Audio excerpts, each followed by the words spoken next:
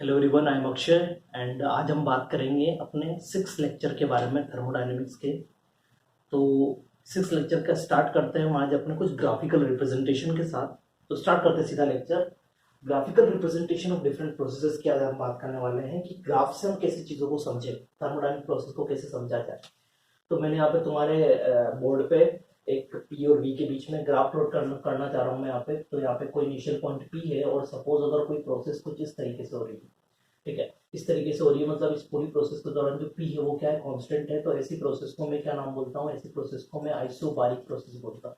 ठीक है, जिस प्रोसेस में पूरा का पूरा थ्रू आउट कांस्टेंट प्रेशर होता है तो उसको आइसोबारिक बोलते हैं। अगर इसी तरीके से मैं यहाँ पे नीचे जाऊँ तो ये प्रोसेस को क्या बोलूंगा, मैं इस प्रोसेस को बोलूंगा मैं आइसोकोरिक। क्यों? क्योंकि यहाँ पे वॉल्यूम कांस्टेंट है। ठीक है, तो वॉल्यूम कांस्टेंट है तो मैंने आइसोकोरिक बोल दिया, प्रेशर कांस्टेंट है तो आइसोबारिक बोल दिया। ठीक है, ये समझ में आ गया, काफी सिंपल चीज है। अगर आइसोथर्मल बोला जाएगा तो ये आइसोथर्मल का कर्व होगा। ये कर्व कहाँ से आ रहा है, ये कर्व हमें बोल्स लॉ से पता लग रहा है। बोल्स लॉ हमने पढ़ा था स्टेट्स ऑफ मैटर के अंदर, पीवी का कर्व कुछ ऐसा होता है, अगर तुम्हें याद होगा तो वही कर्व है आइसोथर्मल के लिए। और एडियाबेटिक का जो कर्व होता है इसके लिए वो कुछ ऐसा होता है।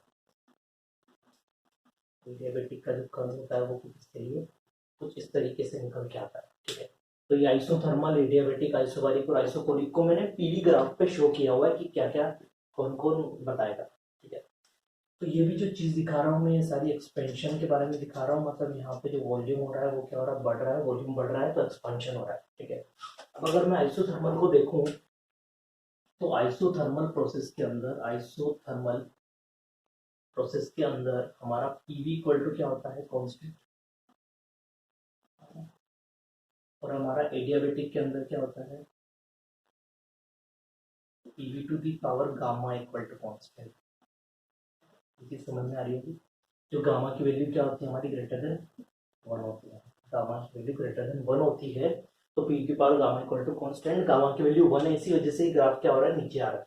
ठीक है, तो यहाँ से तुम समझ सकते हो कि कैसे पी और बी के बीच में ग्राफ प्लॉट किया हुआ है। तो आइसोथर्मल का एक तरीके से बोल सकते हो कि एरिया अंडर द कर्व के वो क्या बोलते हैं, हम वर्क बोलते हैं। तो आइसोथर्मल का जो एरिया होगा वो ज्यादा होगा और एडियाबेटिक का एरिया जो होगा वो क्या होगा, कम।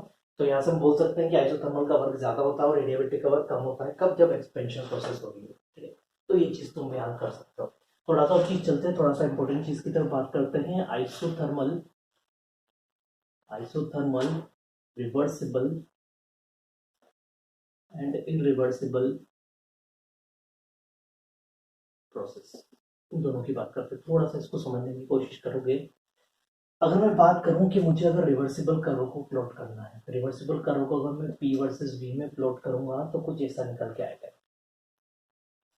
ठीक है, इरिवर्सिबल कर्व को भी प्लॉट कर देते हैं कुछ सेम, ए से बी है इनका, लेकिन एक बार रिवर्सिबल तरीके से मैं कर रहा हूँ, एक बार इरिवर्सिबल तरीके से कर रहा हूँ। तो अगर मैं स्टार्टिंग पॉइंट यहाँ पे देखूँ तो स्टार्टिंग पॉइंट कुछ कुछ ऐसे होगा, कुछ स्टार्टिंग पॉइंट इसका कुछ ऐसे होगा। इसी तरीके से यहाँ पे स्टार्टिंग पॉइंट कुछ ऐसा होगा, स्टार्टिंग पॉइंट कुछ ऐसा होगा। यहाँ पे पॉइंट बी है, यहाँ पे पॉइंट बी है, इसको ए बोल दिया है, इसको बी बोल दिया। ठीक है, तो जैसा कि तुमने पहले बात किया, जब आइसोथर्मल में वर्क हमने फाइंड आउट किया था तो वर्क निकालते हुए हमने ये शेडेड एरिया बताया था कि शेडेड एरिया किसके बराबर होता है, वर्क के बराबर होता है। तो जब ये रिवर्सिबल प्रोसेस होगी तो ये वर्क इस शेडेड एरिया के बराबर आएगा। लेकिन इसमें जो होता है वो P2 के बराबर होता है, P एक्सटर्नल के बराबर होता है। तो वो P एक्सटर्नल का वर्क कुछ इतना निकल के आएगा। ठीक है, ये कब बात हो रही है, जब हम एक्सपेंशन कर रहे हैं, मतलब वॉल्यूम बढ़ रहा है। ये वॉल्यूम बढ़ रहा है तो एक्सपेंशन हो रहा है। तो यहाँ पे ये जो वैल्यू आएगी ये P2 आएगी, ये वैल्यू क्या आएगी, P1। इसी तरीके से ये P1 है और ये P2 है। तो हमें पता है कि P2 किसके बराबर होता है, P2 equals to P external होता है। तो P एक्सटर्नल की वजह से ग्राफ कुछ ऐसा आएगा। तो यहाँ पे ये PV वर्सेस V कर्व हमने खींचा हुआ है। ठीक है, अब थोड़ा सा और बात करते हैं कि अगर मैं बात करूं किसका वर्क ज्यादा है, तो अगर आइसोथर्मल प्रोसेस है और एक्सपेंशन हो रहा है, ये फर्स्ट चीज क्या है, ये फर्स्ट चीज हमारे पास दोनों एक्सपेंशन कर रहे हैं, एक्सपेंशन हो रहा है। तो मैं क्या बोल सकता हूँ कि वर्क इन रिवर्सिबल और आइसोथर्मल। ठीक है, और work in irreversible, in isothermal. तो इन इन दोनों का अगर मैं मोड निकालने की कोशिश करूं तो किसकी वैल्यू ज्यादा निकल के आएगी। तो मुझे ग्राफ से दिख रहा है कि किसका वर्क ज्यादा होगा, रिवर्सिबल का वर्क ज्यादा होगा और इरिवर्सिबल का वर्क कम होगा। लेकिन कब? जब एक्सपेंशन हो रहा है। लेकिन अगर कंप्रेशन हुआ तो कंप्रेशन में ये चीज उल्टी हो जाती है। ऐसा क्यों? तो इसको भी एक बार देखते हैं कि अगर सपोज हमारे पास कंप्रेशन हो रहा है तो ये P वर्सेस V कर्व है, ये भी हमारे पास सेकंड क्या हो गया, P वर्सेस V कर्व है। ठीक है, अगर कंप्रेशन होगा तो ये प्रोसेस उल्टी हो जाएगी। उल्टी होने का मतलब क्या है? सिंपल, हमारे पास ये पॉइंट B हो जाएगा, अब ये पॉइंट A हो जाएगा, तब हम ग्राफ कुछ ऐसा जाएगा। और इसी तरीके से ये पॉइंट A है और ये पॉइंट B है, उसमें ग्राफ कुछ ऐसा जाएगा। इसको थोड़ा सा अच्छा बना देते हैं। ये पॉइंट B है तो ये ग्राफ कुछ ऐसा जाएगा। ठीक है, तो A से B जा रहे हैं, A से B जा रहे हैं, वॉल्यूम कम हो रहा है, वॉल्यूम कम हो रहा है तो कंप्रेशन हो रहा है, कंप्रेशन हो रहा है तो वर्क पॉजिटिव आता है। ठीक है, लेकिन यहाँ पे हम मैग्नीट्यूड की बात कर रहे हैं, मोड लगा दिया, मैग्नीट्यूड की बात कर रहे हैं, तो वो सबसे ज्यादा इंपॉर्टेंट पॉइंट है। ठीक है, अब अगर मैं देखूं तो हमारे पास ये कुछ इस तरीके से है, ये कुछ इस तरीके से। अब ये पॉइंट क्या हो गया मेरा P2, ये पॉइंट क्या हो गया मेरा P1, इसी तरीके से ये पॉइंट क्या हो गया मेरा, ये पॉइंट हो गया P2 और ये पॉइंट क्या हो गया मेरा P1। तो अब मैं यहाँ पे कंप्रेस करता जा रहा हूँ। कंप्रेस कब तक करूंगा? जब तक कि P एक्सटर्नल P2 के बराबर नहीं हो जाता। तो P एक्सटर्नल इक्वल टू यहाँ पे क्या हो जाएगा, P2।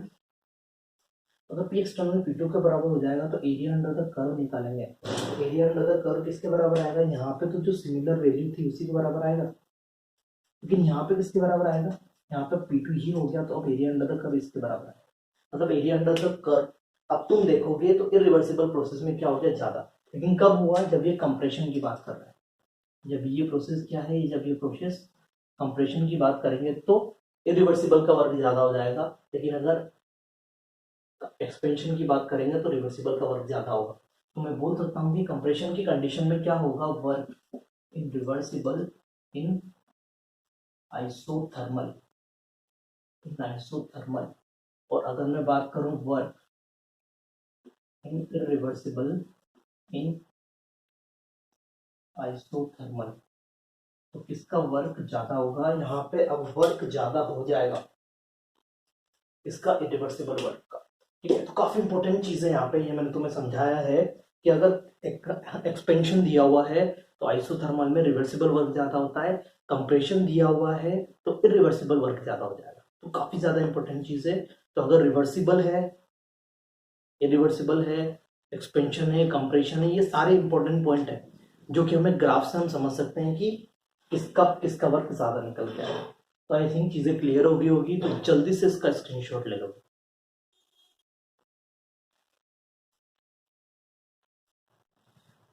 तुम लोगों को बोर्ड पे क्वेश्चन दिख रहा होगा, तो जल्दी से उसको नोट डाउन करोगे, उसका आंसर निकालोगे, और फिर मैं इसके बाद तुम्हें सॉल्व करके बताता हूँ कि इसका एग्जैक्ट आंसर क्या है। ठीक है, जल्दी से जाओ।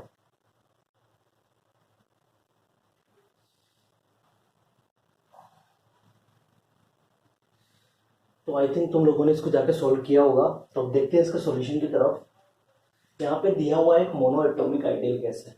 अब सबसे इंपॉर्टेंट चीज है कि अगर मोनो एटॉमिक आ गया मतलब गामा कितना आ गया, 1.2। ठीक है, Cp कितना आ गया, 5.2 R, Cv कितना आ गया, 3/2। ये चीज क्लियर होगी। ठीक है, मोनो एटॉमिक से पता लगा है ये सारी चीजें। मोल्स कितने हैं, 2 है, तो n की वैल्यू कितनी दी हुई है, बहुत बढ़िया। आगे चलते हैं। स्टार्टिंग ए से कर रहा है और एक साइक्लिक प्रोसेस है, मतलब ए से बी जाएगा, बी से सी से डी से फिर ए। मतलब ये प्रोसेस है, इसको फिर से लिख देता हूँ मैं। पहले ए से बी जाएगा, फिर बी से सी, फिर सी से डी, फिर डी से वापस क्या जाएगा, ए। तो ये एक साइक्लिक प्रोसेस है। तो ये क्या है, साइक्लिक प्रोसेस है। और हमें पता है कि कोई भी साइक्लिक प्रोसेस जो होती है उसका डेल्टा यू 0 होता है। ठीक है, तो इस पूरी प्रोसेस का डेल्टा यू क्या होगा, 0। ठीक है, अगर इसका डेल्टा यू 0 होगा तो मुझे थर्ड वाले क्वेश्चन के अंदर total work done in cyclic process पूछा है। अगर मुझे टोटल वर्क डन निकालना है तो मैं क्या करूंगा, मैं डेल्टा यू 0 है तो फर्स्ट लॉ ऑफ थर्मोडायनेमिक्स लगाऊंगा यहाँ पे। तो क्यू इक्वल टू क्या हो जाएगा, माइनस डब्ल्यू हो जाएगा। इससे अगर हम बात करें तो अगर मैं क्यू निकाल लेता हूँ तो उसमें माइनस से मल्टीप्लाई कर दूंगा तो क्या आ जाएगा, सिंपल मेरे पास डब्ल्यू। तो वो क्यू क्या से कहां से निकल के आएगा, जब मैं हर एक प्रोसेस में यहाँ पे हीट निकालूंगा। ठीक है, तो देखते हैं एक के बाद एक क्वेश्चन। ठीक है, तो स्टार्टिंग करते हैं हम। सबसे पहले हर एक प्रोसेस को ऑब्जर्व करेंगे। ठीक है, सबसे पहले मैं प्रोसेस ले रहा हूँ ए से बी, तो मैंने ए से बी की तरफ इसको देख, ए से बी अगर तुम देखोगे तो ये लाइन यहाँ से जा रही है और बी वर्सेस टी कर्व है और ये लाइन ओरिजिन से पास हो रही है। इसका मतलब क्या है कि ए से बी जो प्रोसेस है वो एक isobaric process, isobaric process. Isobaric process का मतलब क्या है, यहाँ पे पी कांस्टेंट है। पी कांस्टेंट है तो क्या मैं बोल सकता हूँ कि आइसोबारिक प्रोसेस के अंदर v प्रोपोर्शनल टू टी होगा, मतलब va by vb equals to TA by TB हो जाएगा। ये चीज समझ में आ रही है क्या किया मैंने? ठीक है, अब क्या मुझे va बाय vb की वैल्यू दी हुई है, मुझे va बाय vb की वैल्यू नहीं दी है लेकिन मुझे vb बाय va की वैल्यू दी है, तो मैं उसको रिवर्स कर देता हूँ। तो उसको रिवर्स कर दूंगा तो मेरे पास क्या आ जाएगा, हाफ। ये चीज समझ में आ रही? बढ़िया। मुझे टीए की वैल्यू दी हुई है, मुझे 27 डिग्री सेल्सियस दिया हुआ है, तो इसको अगर केल्विन में करोगे तो ये कितना आ जाएगा, 300 डिवाइडेड बाय टीबी। तो यहाँ से टीबी की वैल्यू कितनी आ गई, यहाँ से टीबी की वैल्यू आ गई 600। तो ये तुम्हारे फर्स्ट क्वेश्चन का आंसर निकल गया। इधर temperature of gas at B पे क्या टेम्परेचर होगा, बी पे टेम्परेचर होगा 600 केल्विन। बहुत बढ़िया। अब आइसोबारिक प्रोसेस है, तो आइसोबारिक प्रोसेस के अंदर अगर मुझे क्यू निकालना है, तो क्यू क्या होगा, एनसीपी डेल्टा टी, है ना। एन की वैल्यू कितनी है मेरे पास, 2 है। सीपी कितना है मेरे पास, 5/2 आर है, तो मैं सीपी की वैल्यू पुट कर देता हूँ 5/2 आर।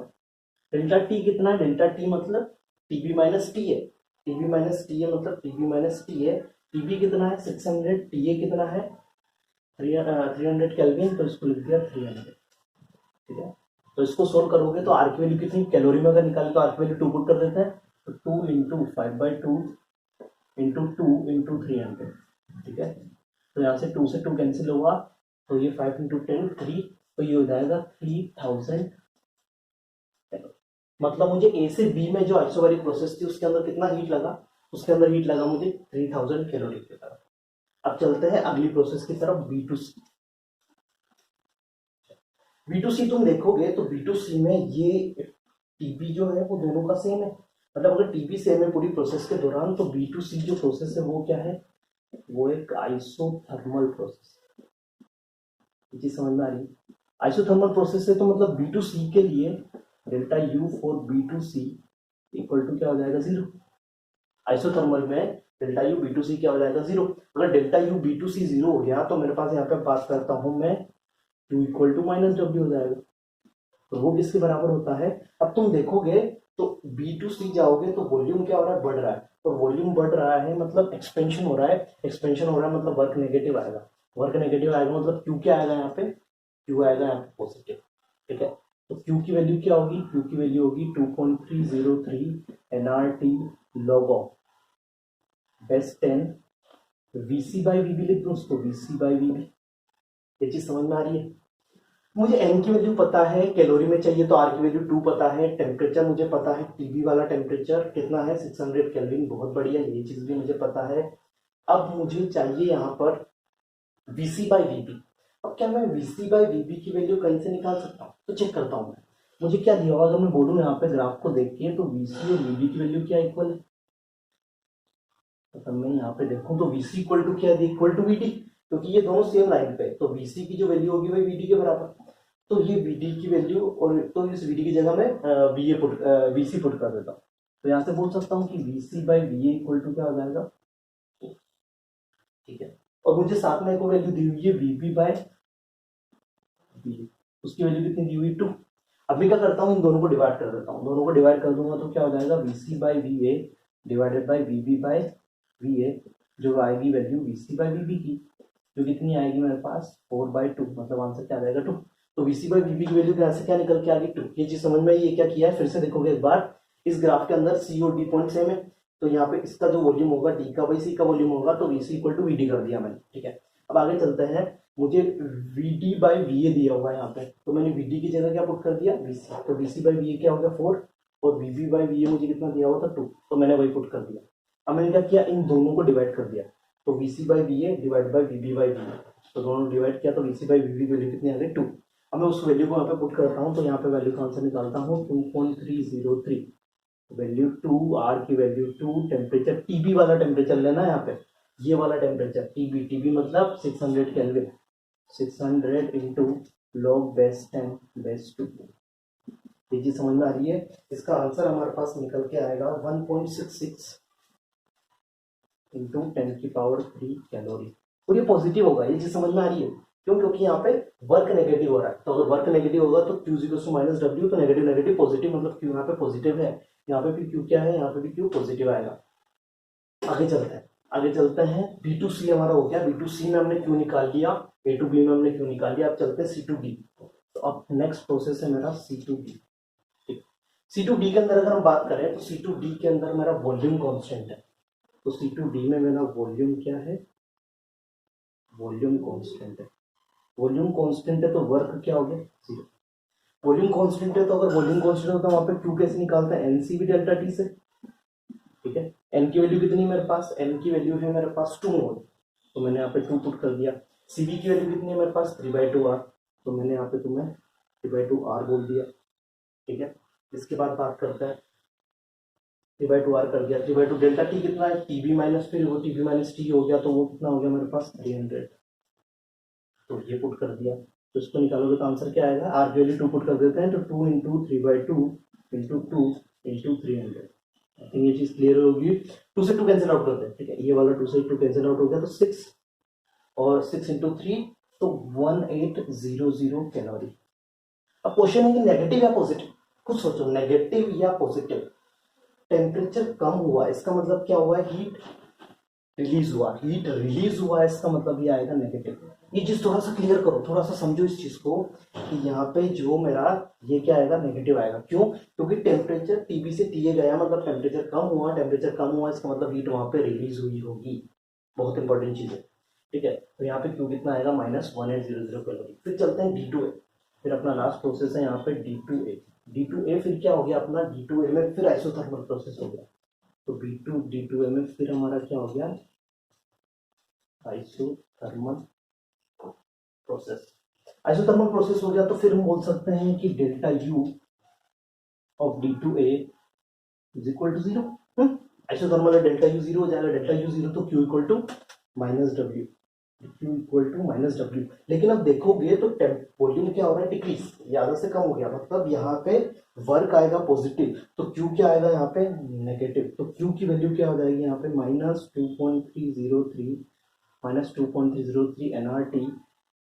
यहाँ पे TB था, यहाँ पे TA लिख देता हूँ, थोड़ा सा क्लियर हो जाएगा, log ऑफ बेस 10 VD/VA। ये चीज क्लियर है, VD/VA कहाँ से निकल के आ रहा है। ठीक है, अब इसमें वैल्यू पुट करके देखते हैं, तो -2.303, N की वैल्यू 2, R की वैल्यू 2, TA की वैल्यू 300 और log बेस 10 VD/VA की वैल्यू में यहाँ पे दिया हुआ है 4, तो मैंने यहाँ पे सिंपल सीधा का सीधा 4 पुट कर दिया। ठीक है, इसको सोल्व करोगे तो तुम्हारे पास आंसर निकल के आएगा -1.66 इंटू 10⁻³ कैलोरी। ठीक है, चेक करोगे तो आंसर निकल के आएगा -1.66। तो चारों प्रोसेस हमने देखे, तो टोटल एनर्जी, टोटल Q की बात करते हैं यहाँ पे, टोटल Q कितना, टोटल Q कितना लगा, तो A से B का Q देखते हैं। सबसे पहले A से B का Q कितना है, 3000, तो 3000 कैलोरी प्लस B2C में कितना Q लगा, B2C में लगा 1.66 इंटू 10⁻³ कैलोरी। फिर C2D में कितना लगा, -1800 कैलोरी।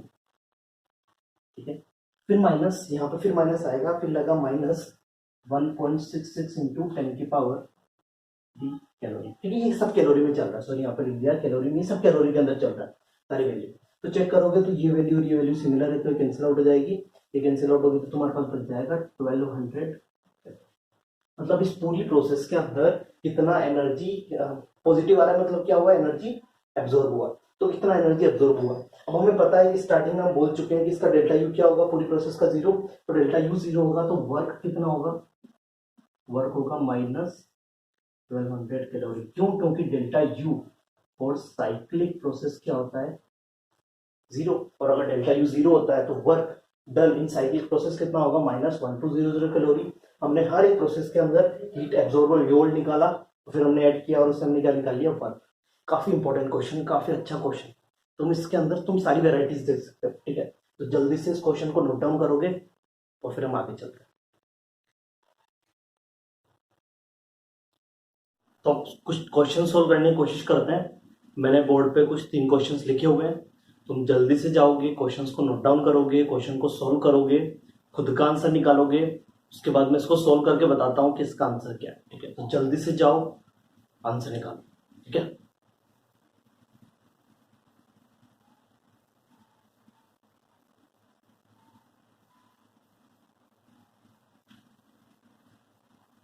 तो शायद तुम लोगों ने जाके इसको सोल्व किया होगा, आंसर निकाला होगा।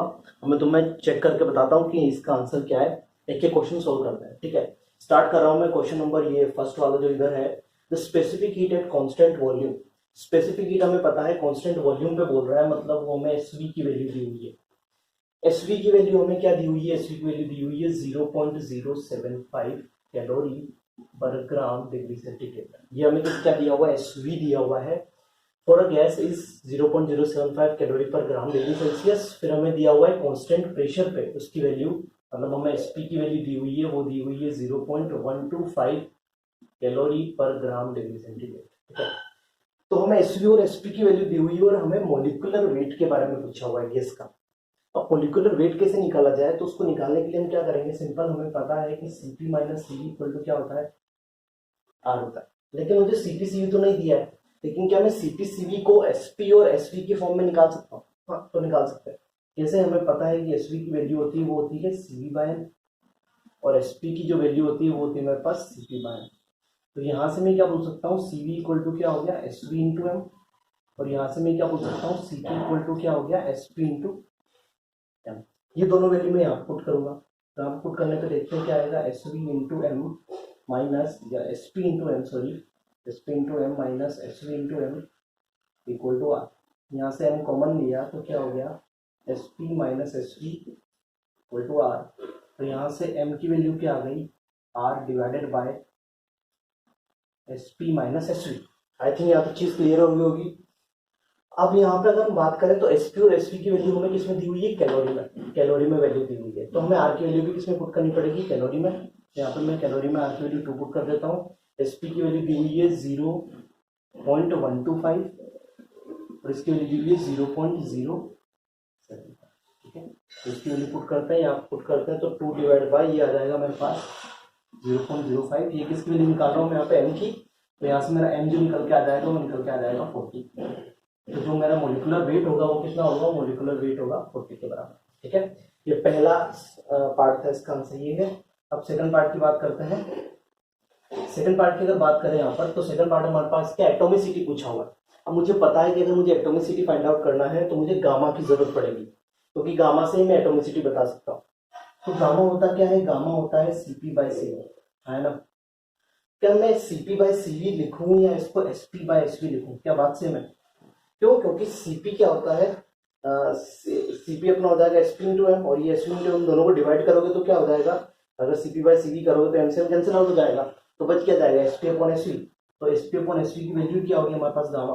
Sp अपॉन Sv की वैल्यू देखेंगे तो क्या होगा, 0.125 डिवाइडेड बाय 0.075।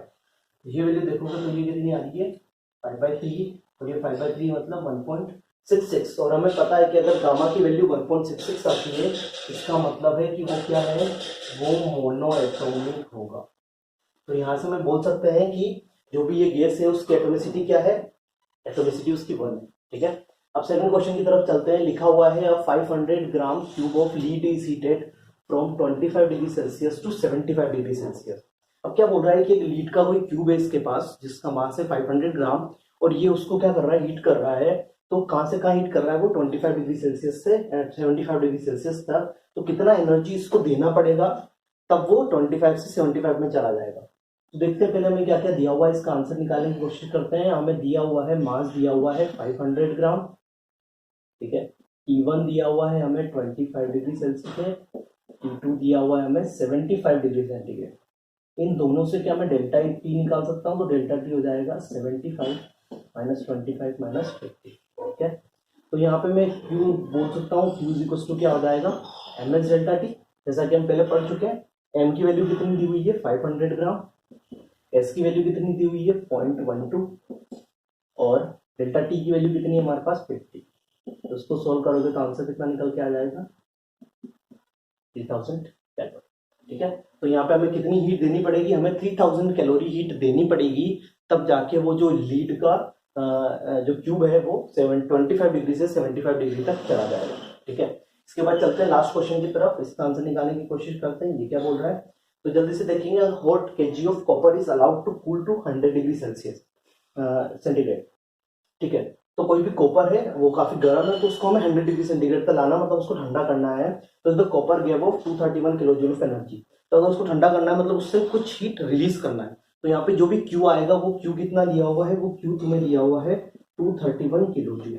अब इस 231 किलो जूल को मैं कन्वर्ट कर दूंगा जूल में, तो 231 ये जूल में निकल के आ गया तुम्हारे पास। आई थिंक ये चीज क्लियर हो रही होगी। फिर मुझे T1 दिया हुआ है, T1 दिया हुआ है 100 डिग्री सेंटीग्रेड, और T2 मुझे यहाँ पे क्या करना है, फाइंड आउट करना है। ठीक है, मास कितना दिया हुआ है मुझे, मास दिया हुआ है यहाँ पे 1000 ग्राम। इसको 1 kg बोल दो या 1000 ग्राम बोल दो। ठीक है, अब मैं Q इज इक्वल टू क्या लगाता हूँ, Q इज इक्वल टू लगाता हूँ ms डेल्टा टी। अब Q जो आएगा वो यहाँ पे नेगेटिव आएगा। नेगेटिव क्यों आएगा, क्योंकि यहाँ पे एनर्जी रिलीज हो रही है, एनर्जी रिलीज हो रही है, तो Q नेगेटिव यूज करूंगा। तो Q नेगेटिव आएगा 231000 इज इक्वल टू m आ जाएगा 1000, s आ जाएगा मेरे पास 0.385 इंटू डेल्टा टी, मतलब T2 माइनस T1। तो यहाँ जब सोल्व करोगे तो T2 माइनस T1 की जो वैल्यू आएगी, T2 माइनस T1 की जो यहाँ से वैल्यू निकल के आएगी वो निकल के आएगी -600। ठीक है, अब मुझे T1 पता है, T1 कितना है 100 डिग्री सेंटीग्रेड है। तो और मुझे मतलब मुझे क्या निकालना, इनिशियल टेम्परेचर निकालना, सॉरी। तो अब मुझे T2 दिया हुआ है, T2 T100 है और T1 मुझे फाइंड आउट करना है। ठीक है, T2 कितना है 100 डिग्री सेंटीग्रेड है, तो 100 माइनस T1 इक्वल्स टू 600 हो जाएगा। यहाँ से T1 की वैल्यू कितनी निकल के आ जाएगी, सॉरी -600 हो जाएगा। तो T1 की वैल्यू निकल के कितनी आ जाएगी यहाँ पे 700 डिग्री सेंटीग्रेड। ठीक है, तो यहाँ पे T1 कितना हो जाएगा 700 डिग्री सेंटीग्रेड, मतलब इनिशियल टेम्परेचर कितना आएगा 700 डिग्री सेल्सियस होगा, उसको हम 100 डिग्री सेल्सियस तक लेके गए। ठीक है, तो आई थिंक ये चीज क्लियर होगी कि किस तरीके से तीनों क्वेश्चन सोल्व किए। अब एक क्वेश्चन यहाँ पे ये उठ सकता है तुम्हारे दिमाग में कि सर आपने यहाँ पे जो मास लिया है वो तो ग्राम में लिया है, और जैसे यहाँ पे भी ग्राम में लिया है, यहाँ पे भी ग्राम में लिया है, तो ऐसा क्यों किया, क्योंकि स्पेसिफिक हीट पर ग्राम दिया हुआ है। अगर ये पर केजी दिया होता तो मैं यहाँ पे इसको केजी में लेता, लेकिन यहाँ पे भी ग्राम में दिया है तो यहाँ पे भी ग्राम में लिया, यहाँ पे भी ग्राम में दिया है तो यहाँ पे भी ग्राम में दिया, क्योंकि ग्राम से ग्राम कैंसिल आउट हो जाएगा, ग्राम से ग्राम कैंसिल आउट हो जाएगा। ठीक है, इसी वजह से मैंने यहाँ पे ग्राम में लिया है। अदरवाइज अगर पर केजी दिया होता तो मैं उसको पर केजी में कन्वर्ट कर देता। तीनों क्वेश्चन अगर जल्दी से समझ में आ गया तो स्क्रीनशॉट ले लोगे। तो अब चलते हैं अपने नए टॉपिक की तरफ जिसका नाम है लेटेंट हीट। लेटेंट हीट ये चीज, ये वर्ड तुमने फिजिक्स के अंदर भी सुना होगा। ठीक है, तो समझते हैं थोड़ा सा इसके बारे में, वो क्या होता है लेटेंट हीट। इसको कैपिटल एल से जनरली रिप्रेजेंट करते हैं। लेटेंट का मतलब होता है हिडन, हिडन मतलब कहीं छुपा हुआ चीज है, छुपी हुई हीट है। ठीक है, उस छुपी हुई हीट के बारे में हम जानने की कोशिश करेंगे यहाँ पे। तो लेटेंट का सिंपल मीनिंग क्या होता है, लेटेंट का मीनिंग होता है हिडन। ठीक है, तो लेटेंट हीट किस काम में आता है, लेटेंट हीट किस काम में आता है, लेटेंट हीट फेस चेंज करने के काम में आता है। मतलब फेस 3 टाइप के जनरली हम पढ़ते हैं, सॉलिड, लिक्विड, गैस। तो एक फेज से दूसरे फेज में अगर कन्वर्ट करना है तो लेटेंट हीट वहां पे यूज होता है। जैसे कि अगर हमें सॉलिड से लिक्विड में कन्वर्ट करना होता है तो हम उसको फ्यूजन या मेल्टिंग बोलते हैं। अगर हमें लिक्विड को वेपर में कन्वर्ट करना हो तो उसको हम वेपराइजेशन बोलते हैं। ठीक है, तो फेस चेंज करने के काम में जो हीट आती है, सिंपल सा याद रखो, उसको क्या बोलते हैं, लेटेंट हीट। ठीक है, तो the heat energy which has to be supplied, the heat energy which has to be supplied to change the state of a substance. State change करना है इस सब्सटेंस का, तो उसको क्या बोलते हैं, हम लेटेंट हीट बोलते हैं। ठीक है, काफी सिंपल सी डेफिनेशन है कि वो हीट जो सप्लाई करते हैं हम, जिससे क्या हो जाए, स्टेट चेंज हो जाए, उस हीट को क्या बोल दिया हमने, सिंपल लेटेंट हीट। ठीक है, आगे चलते हैं। लेटेंट हीट 3 टाइप की होती है generally, latent heat of fusion, latent heat of vaporization, latent heat of sublimation.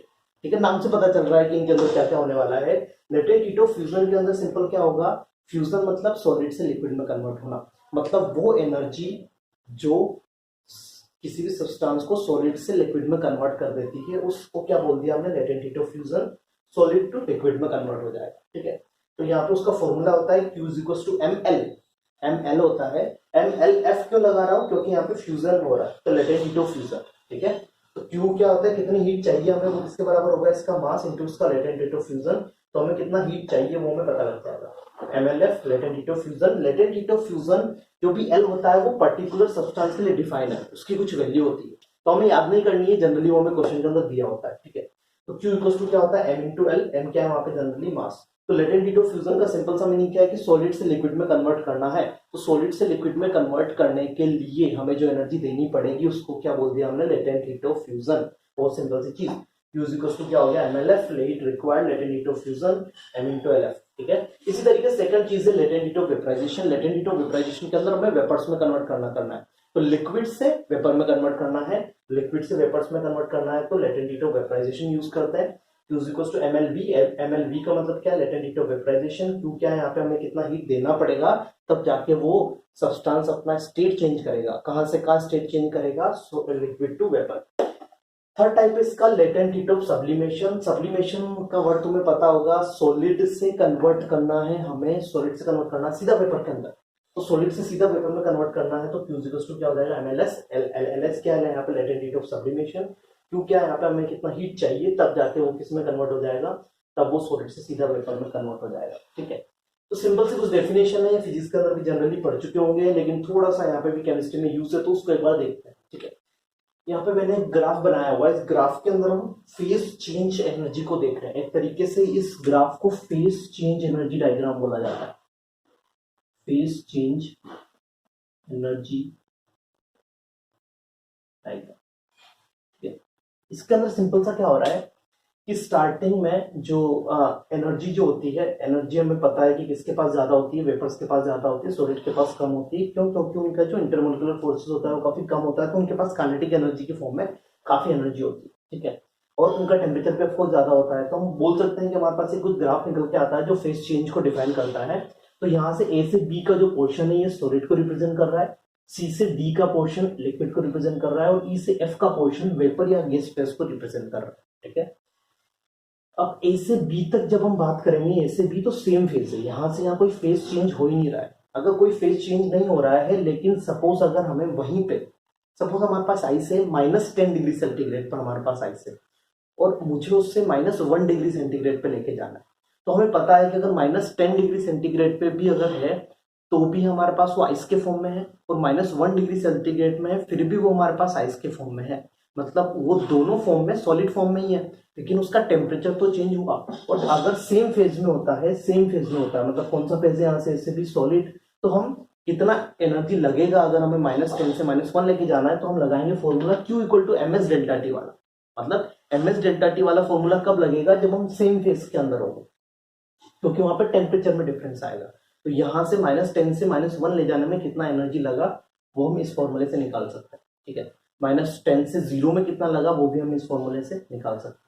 फिर अगर देखते हैं कि B2C की बात करते हैं, ये बहुत ज्यादा इंपॉर्टेंट चीज है। सपोज आइस की बात करते हैं, क्योंकि सबसे अच्छा एग्जांपल हमारे पास आइस ही होता है। -10 डिग्री सेंटीग्रेड पे आइस रखा हुआ है, तो मान लेते हैं कि इस ए पॉइंट पे -10 डिग्री सेंटीग्रेड है और वो आइस है। तो अगर मुझे बी पॉइंट तक जाना है, मतलब मुझे आइस का जो मेल्टिंग पॉइंट है वो कितना होता है 0 डिग्री सेंटीग्रेड, तो मतलब बी पॉइंट पे जाते जाते टेम्परेचर कितना हो जाएगा, ये टेम्परेचर हो जाएगा 0 डिग्री सेंटीग्रेड। अब क्या होगा कि अगर मैं 0 डिग्री सेंटीग्रेड पे बात करूं, तो 0 डिग्री सेंटीग्रेड पे वाटर भी होता है, 0 डिग्री सेंटीग्रेड पे आइस भी होता है, दोनों होता है ना। तो B2C में तुम जो देखोगे, तो अगर B2C तक पहुंच जाएगा तो C तक पहुंचते ही वो वाटर में कन्वर्ट हो गया, B पर अगर है तो वो अभी भी आइस की फॉर्म में। तो इस पूरी प्रोसेस के दौरान यहाँ पे जो होता है वो तुम्हारा टेम्परेचर कांस्टेंट होता है, टेम्परेचर चेंज नहीं होता। अब टेम्परेचर तो चेंज हो नहीं रहा है फिर भी कन्वर्जन हो रहा है, ऐसा क्यों? क्वेश्चन तो उठना चाहिए कि यहाँ पे अगर मैं बात करूं कि जब B2C फेज चेंज हो रहा है, तो फेज चेंज कैसे हो रहा है, क्यों हो रहा है, फेज चेंज क्यों हो रहा है, जबकि उसको टेम्परेचर हम दे ही नहीं रहे हैं, उसको हम एनर्जी नहीं दे रहे हैं, फिर भी उसका फेज चेंज हो रहा है। उसका रीजन ये है कि जब हम ए से बी में उसको एनर्जी दे रहे थे, तो ए से बी में एनर्जी देते हुए उसके जो इंटरमोलिकुलर फोर्सेस थे वो धीरे धीरे वीक हो गए, और बी पॉइंट आते आते वो काफी ज्यादा क्या हो गए, वीक। अब क्या हो रहा है कि इस B2C प्रोसेस के दौरान यहाँ पे जो हमने एनर्जी दी थी वो यहाँ पे इनको दूर करने के काम में आ रही है। उनको दूर करने के काम में जो आ रही है वही एनर्जी क्या है, वही तो हमारी लेटेंट हीट ऑफ फ्यूजन है। लेटेंट हीट हमें दिख नहीं रही है, यहाँ पे एनर्जी है, कौन सी एनर्जी यूज हुई, लेकिन फिर भी यहाँ पे कोई एनर्जी है जो फेज चेंज कर रही है, तो दिख नहीं रही है, हिडन है। इसी वजह से क्या बोलते हैं इसको हम, लेटेंट हीट। लेटेंट हीट मतलब हिडन है। तो फेज चेंज हो रहा है, कहां से कहां, सॉलिड से लिक्विड। कब? B2C में फ्यूजन हो रहा है, फ्यूजन मतलब यहाँ पे टेम्परेचर कांस्टेंट है। तो लेटेंट हीट, जब लेटेंट हीट की जब बात करते हैं तो वहां पे टेम्परेचर क्या होता है, कांस्टेंट। तो यहाँ पे फेज चेंज हो रहा है सॉलिड टू लिक्विड, मतलब यहाँ पे कौन सा फॉर्मूला लगेगा, Q is equal to MLF। MLF मतलब लेटेंट हीट ऑफ फ्यूजन वाला। तो अगर हमें कोई बोलता है कि सपोज आइस 0 डिग्री सेंटीग्रेड पे है और हमें वाटर 0 डिग्री सेंटीग्रेड पे लेके जाना है, तो कितना हीट लगेगा, इतना हीट लगेगा MLF के बराबर, ठीक है, आगे चलता है। जैसे हम सी पॉइंट पे बोल के सपोज हमारे पास वाटर मिल गया 0 डिग्री सेंटीग्रेड पे, अब मुझे उसको वेपर में कन्वर्ट करना है, तो वेपर में कन्वर्ट करने के लिए मुझे उसको पहले 100 डिग्री सेंटीग्रेड पे ले जाना पड़ेगा। तो सी से डी में पहले उसको 100 डिग्री सेंटीग्रेड पर लेके गया, सी से डी में वो पूरा पूरा लिक्विड था, ठीक है। तो सी टू डी सेम फेज है, मतलब लिक्विड फेज है, तो लिक्विड फेज है तो फिर सेम फेज में कौन सा फॉर्मूला लगता है, जैसे यहाँ पे बताया ms डेल्टा टी लगेगा, लेकिन यहाँ पे s कौन सा आ जाएगा, स्पेसिफिक हीट ऑफ लिक्विड आ जाएगा। यहाँ पे कौन सा s यूज कर रहे थे, यहाँ पे specific heat of solid use कर रहे थे, ठीक है। तो सी टू डी सेम फेज है, तो कितना एनर्जी लगेगी, इतना। फिर डी टू ई की बात करते हैं, डी टू ई फिर क्या हो गया, फिर टेम्परेचर कांस्टेंट। अब क्या हो रहा है, डी टू ई में लिक्विड से वेपर में कन्वर्ट हो रहा है, तो D to E temperature constant है, फेज चेंज हो गया, कहां से कहां गया, लिक्विड से गैस गया, लिक्विड से गैस गया, मतलब यहाँ पे क्या लग रहा है, Q equals to mlv। mlv क्यों बोल रहा हूँ, क्योंकि यहाँ पे लगेगा sorry latent heat of fusion नहीं, यहाँ पे लगेगा latent heat of vaporization, latent heat of vaporization, latent heat of vaporization लगेगा यहाँ पे, ठीक है। फिर ई से एफ की बात करेंगे, तो ई से एफ होता है सेम फेज, सेम फेज है क्योंकि पूरा वेपर फेज है, तो फिर यहाँ पे सेम फेज के अंदर कौन सा फॉर्मूला लगता है, ms delta T. Phase change में कौन सा फॉर्मूला लगता है, ml। सिंपल सी चीज है कि अगर हमें फेज चेंज करना है तो फेज चेंज में हमारा लगेगा mlv, और अगर हमें सेम फेज में रहना है तो फॉर्मूला लगेगा mlf। तो आई थिंक चीजें क्लियर हो गई होगी, जल्दी से उसको नोट डाउन कर लो। तो इस ग्राफ को थोड़ा सा और स्टडी करते हैं और कुछ पॉइंट्स और समझते हैं, ठीक है। मैं तुम्हें लास्ट इस ग्राफ का कंक्लूजन यही बोलूंगा कि अगर फेज चेंज हो रहा हो तो तुम्हें कौन सा फॉर्मूला लगाना है, ml वाला, और अगर कहीं पे सेम फेज है तो तुम्हें कौन सा फॉर्मूला लगाना है, ms डेल्टा टी। बस इतना समझ जाओगे तो क्वेश्चन बन जाएगा। फेज चेंज हो रहा है, फेज चेंज हो रहा है, अगर फेज अगर चेंज हो रहा है तो Q इक्वल टू ml लगा दो, फेज सेम है तो Q equal to ms delta T लगा दो। वो डिपेंड करेगा कि फ्यूजन है, फ्यूजन कब यूज करोगे, जब सॉलिड से लिक्विड में जा रहे हो, LV कब यूज करोगे, जब तुम वेपराइजेशन कर रहे हो, इसका मतलब तुम लिक्विड से वेपर में जा रहे हो। MS सॉलिड कब यूज करोगे, जब सेम फेज जो है वो फेज कौन सा है, सॉलिड है। MSL कब यूज करोगे, जब लिक्विड है, और ये SV कब यूज करोगे, जब वो वेपर में है। बस सिंपल सा इतना, ठीक है। अब थोड़ा सा लेटेंट हीट के बारे में देखते हैं। Latent heat is used to overcome the force of attraction. अब होता क्या है कि अगर हम बात करें कि एक फेज से दूसरे फेज में जा रहे हैं, तो एक फेज से दूसरे फेज में अगर हम बात करें तो हम मेन डिफरेंस बोलते हैं उनके अंदर फोर्स ऑफ अट्रैक्शन का या उनके अंदर इंटरमोलिकुलर स्पेस का। तो हम बोल सकते हैं कि लेटेंट हीट क्या करता है, लेटेंट हीट अगर हम बी से सी जा रहे हैं तो latent heat used to overcome the force of attraction. Force of attraction को कम कर देता है between the particles of the substance during the change of state. बस वो एनर्जी है एक तरीके से जो उनके बीच को फोर्स ऑफ अट्रैक्शन को कम कर रही है, उससे टेम्परेचर पे कोई इफेक्ट नहीं पड़ रहा है, ठीक है। इसी वजह से पूरा स्टेट चेंज के दौरान कोई भी टेम्परेचर में चेंज नहीं होता है। Latent heat does not increase kinetic energy. Latent heat kinetic energy change नहीं करती। लेटेंट हीट बस क्या काम करती है, लेटेंट हीट बस क्या काम करती है, लेटेंट हीट उनके बीच का जो फोर्स ऑफ अट्रैक्शन है उसको डिक्रीज करती है, खत्म, बस। Latent heat does not increase kinetic energy of the particle of the substance, or the temperature of the substance does not rise during the change of state। इसी वजह से temperature में कोई चेंज नहीं आता है। लेटेंट हीट का काम बस इतना है कि जो पार्टिकल के बीच का इंटरमोलिकुलर फोर्सेज है उसको कमजोर करो, खत्म, इससे अलग कोई काम नहीं, ठीक है। तो आई थिंक ये ग्राफ तुम्हें समझ में आ गया होगा। अब इस ग्राफ से और इस लेटेंट हीट से रिलेटेड कुछ क्वेश्चंस मैंने दो यहाँ पे लिखे हुए हैं, तो इन दोनों क्वेश्चन को तुम पहले सॉल्व करोगे और आंसर निकालोगे, ठीक है। तो जल्दी से जाओ, आंसर निकालो।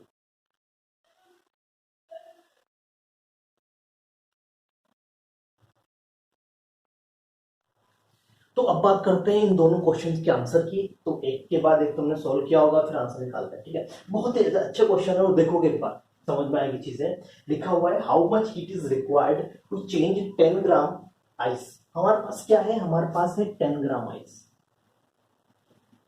हमारे पास है 10 ग्राम आइस, ठीक है। वो कहां पर है, 0 डिग्री सेंटीग्रेड पे। तो मैंने लिख दिया कि 10 ग्राम आइस है मेरे पास 0 डिग्री सेंटीग्रेड पे। बहुत बढ़िया। और ये बोल रहा है कि मुझे 10 ग्राम आइस को कन्वर्ट करना है स्टीम में, और स्टीम में भी कहां तक लेके जाना है, 100 डिग्री सेंटीग्रेड तक। तो अब देखते हैं कि हम कैसे कैसे हम इस पॉइंट तक पहुंचेंगे। तो स्टार्टिंग पॉइंट हमारा ये है, ठीक है, 10 ग्राम आइस 0 डिग्री सेंटीग्रेड। मैंने क्या किया, अगर मेरे पास आइस है तो मैं मुझे पहले उसका 0 डिग्री सेंटीग्रेड मतलब उसका मेल्टिंग पॉइंट है, अब मैं क्या करूंगा, उसका स्टेट चेंज करूंगा, उसको कहाँ लेके जाऊंगा, वाटर पे। वाटर में कौन से टेम्परेचर पे, 0 डिग्री पे। तो 10 ग्राम आइस को मैं कन्वर्ट करूंगा सबसे पहले 10 ग्राम वाटर में, ठीक है। और इसका जो टेम्परेचर होगा वो कितना होगा, 0 डिग्री सेंटीग्रेड, ठीक है। ये चीज समझ में आ रही है। फिर जैसे मैं वाटर में पहुंच गया, वाटर के बाद मुझे जाना है अब इसका टेम्परेचर इंक्रीज करना है 100 डिग्री सेंटीग्रेड तक, जो कि इसका बॉइलिंग पॉइंट है। तो मैंने इसका 10 ग्राम वाटर तो था, उसको मैं लेके गया कहाँ तक, 100 डिग्री सेंटीग्रेड। ये चीज समझ में आ रही होगी, ठीक है। अब 10 ग्राम वाटर 100 डिग्री सेंटीग्रेड पे आ गया, लेकिन वहां तक तो नहीं आना, मुझे स्टीम पे जाना है। स्टीम पे जाना मतलब फिर फेस चेंज करना है। फिर फेस चेंज करना मतलब फिर फेस चेंज करने के लिए मुझे 10 ग्राम स्टीम तक जाना है, जिसका 100 डिग्री सेंटीग्रेड। तो इस तरीके से मैं कहाँ तक पहुंच जाऊंगा, स्टीम तक पहुंच जाऊंगा 100 डिग्री सेंटीग्रेड तक, ठीक है। तो हम बात करते हैं यहाँ पे कैसे यूज करना है। अगर हम बात करेंगे कि आइस से वाटर जा रहा है और टेम्परेचर कॉन्स्टेंट है, मतलब फेस चेंज हो रहा है। फेस चेंज के लिए कौन सी वैल्यू क्या यूज करते हैं हम, फेस चेंज के लिए करते हैं ml। ml ऑफ फ्यूजन हो रहा है, तो यहाँ पे हमारा जो Q होगा वो Q इज इक्वल टू हो जाएगा ml। ये चीज समझ में आ रही है, क्यों, क्योंकि फेस चेंज हो रहा है। फिर ये वाटर से वाटर में, मतलब फेस तो सेम है, फेस सेम है मतलब ms डेल्टा टी लगेगा। ms डेल्टा टी लगेगा तो यहाँ पे जो Q आएगा वो किसके बराबर आएगा, ms आइस, नहीं ms water, sorry ms water delta T के बराबर, ठीक है। क्योंकि यहाँ से यहाँ आने के लिए मुझे इतनी हीट देनी पड़ेगी। फिर मुझे यहाँ से वाटर से फिर स्टीम चेंज करना पड़ रहा है, मतलब यहाँ पे फिर मुझे क्या करना है, फेस चेंज करना पड़ रहा है। फेस चेंज के लिए फिर कौन सी एनर्जी लगेगी, Q is equal to mlv, क्योंकि वेपराइजेशन हो रहा है, तो यहाँ पे mlv लग जाएगा।